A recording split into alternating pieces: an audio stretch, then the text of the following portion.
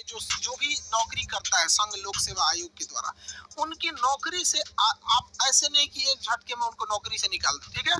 तो उनको ना क्या करना है, आप लोग को संरक्षण देना है। संविधान उन लोगों को क्या देता है, संरक्षण देता है। किसके तहत, 311 के तहत। इसलिए देखिएगा, आईएएस अधिकारी जो डीएम एसपी होते हैं, इन लोगों को नौकरी से निकालना काफी टफ हो जाता है। जो डीएम वगैरह होते हैं, डीएम एसपी मजिस्ट्रेट, इन लोगों को नौकरी से निकालना काफी टफ हो जाता है। क्योंकि अगर आपने यूपीएससी या स्टेट पीसीएस के थ्रू क्या लिया है, जॉब लिया है, तो आपके लिए संरक्षण का अधिकार किसमें है, 311 में है।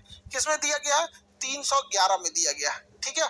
तो संघ लोक सेवा आयोग या फिर जो भी राज्य लोक सेवा आयोग है, इनके कर्मचारियों का संरक्षण आपसे पूछ चुका है कि संघ या राज्य लोक सेवा आयोग के कर्मचारियों का संरक्षण आर्टिकल संख्या कितना में दिया गया है, तो आर्टिकल संख्या 311 में दिया गया है। किसमें दिया गया, 311 में। अब हम चलते हैं 312, उसके बाद चलेंगे 315। देखिए 312 में क्या कहा है, तो इसको पहले समझते हैं। अखिल भारतीय सेवा क्या होती है। तीन टाइप की नौकरी को ध्यान से समझिए। ये तीन नौकरी, एक होती है अखिल भारतीय सेवा। अखिल भारतीय सेवा, अखिल भारतीय सेवा, सेवा का अर्थ होता है नौकरी, सर्विस, अंग्रेजी में कहते हैं सर्विस।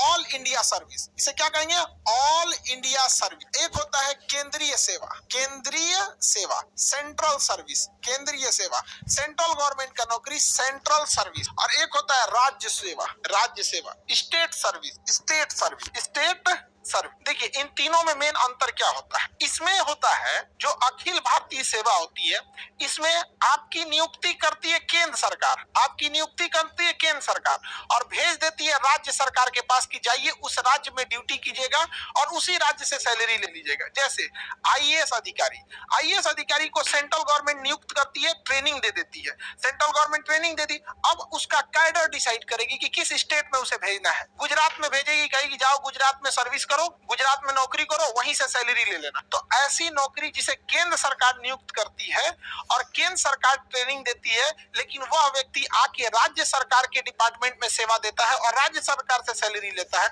ऐसी नौकरी को अखिल भारतीय सेवा कहते हैं। ये भारत में सबसे पावरफुल जॉब है, क्योंकि वह राज्य सरकार उस अधिकारी को कुछ समय के लिए सस्पेंड कर सकती है, लेकिन हमेशा के लिए नौकरी से निकालने का अधिकार उसे नहीं होता है, अर्थात बर्खास्त, यानी उसको टर्मिनेट नहीं कर सकती है। इतना पावर होता है। अखिल भारतीय सेवा में सैलरी राज्य सरकार देती है, लेकिन नियुक्ति कौन करती है, केंद्र सरकार। सबसे पावरफुल होता है। इसमें कौन कौन आएगा अखिल भारतीय सेवा में, तो देखिए ध्यान से। एक आता है इंडियन एडमिनिस्ट्रेटिव सर्विस, आईएएस अमूमन डीएम लिखता है, आईपीएस लिखता है, और इंडियन फॉरेस्ट सर्विस, भारतीय वन विभाग। इंडियन फॉरेस्ट सर्विस को रखा गया किसके, कब, 1966 में। क्यों, क्योंकि हमें उस समय आभास हो गया कि जंगलों की कटाई इतनी तेजी से चल रही है कि छोटे मोटे कर्मचारियों को वहां के ठेकेदार, विधायक उधायक डरा धमका मिला उला के कटवा लेते हैं सब पेड़ वगैरह।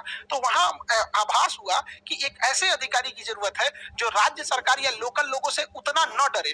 आईएएस जो होता है ना, ये कार्मिक मंत्रालय इसको कंट्रोल करती है, इसे गृह मंत्रालय कंट्रोल करती है, और इसे पर्यावरण एवं वन मंत्रालय कंट्रोल करता है। आईपीएस की ट्रेनिंग किस शहर में, हैदराबाद। आईएएस की ट्रेनिंग किस शहर में, आईएएस की ट्रेनिंग, आईएएस की ट्रेनिंग मसूरी में। और आईएफएस की ट्रेनिंग कहाँ होती है, IFS Indian forest service, Dehradun. केंद्रीय सेवा में केंद्र सरकार नियुक्त करती है और केंद्र सरकार अपने पास रख लेती है। केंद्र सरकार नियुक्त करती है और केंद्र सरकार अपने पास रख लेती है। ये होता है केंद्रीय सेवा। जैसे रेलवे, रेलवे में नियुक्ति कौन करेगा, केंद्र सरकार। ट्रेनिंग कौन देगा, केंद्र सरकार। भेज कहाँ देगा, रेलवे डिपार्टमेंट में।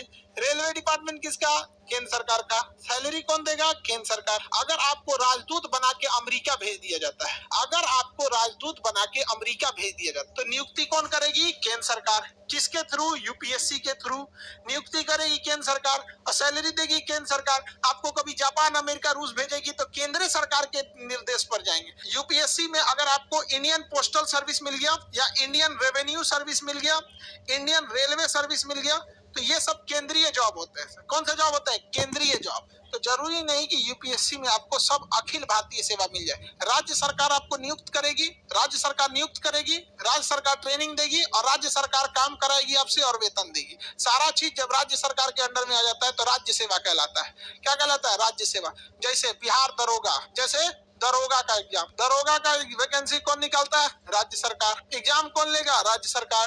ट्रेनिंग देगी राज्य सरकार, काम कराएगी राज्य सरकार।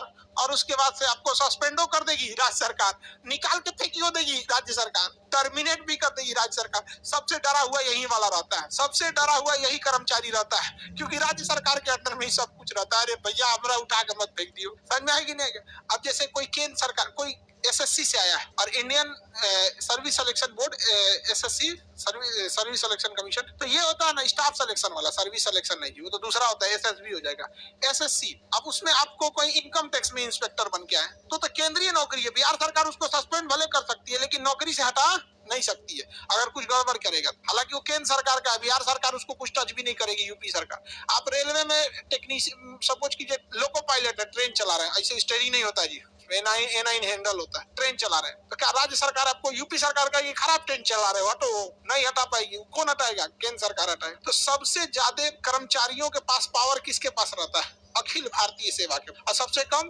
राज्य सरकार के पास। जैसे पुलिस हो गया, सरकारी स्कूल के टीचर देखिएगा पोलियो पिलाने के लिए भेज देता है, कभी कभी चुनाव में ड्यूटी लगा देता है, कहीं कहीं तो नहीं लगाए ना इन लोग चुनाव में ड्यूटी। डीएम पूरे जिले के चुनाव का अपना सबसे बड़ा अधिकारी होता है, डिस्ट्रिक्ट मजिस्ट्रेट सबसे बड़ा पावरफुल होता है। लोग कहते हैं कि पढ़ लिख के राजा बनोगे, तो उन बकलोलवन को बोलिएगा कि ये जो डीएम है ना, डीएम डिस्ट्रिक्ट मजिस्ट्रेट, ये राजा ही है, समझा या? इसका नाम होता है कलेक्टर, टैक्स कलेक्ट करता है पूरे राज्य से, ये राजा से कम नहीं है, ये पूरा जिला इसी के अंडर में आता है। तो जो अगर बोलेगा कि पढ़ लिख के राजा बनोगे तो कहिएगा हाँ अभी नाम बदल गया, उसी का नाम है डीएम, और पूरा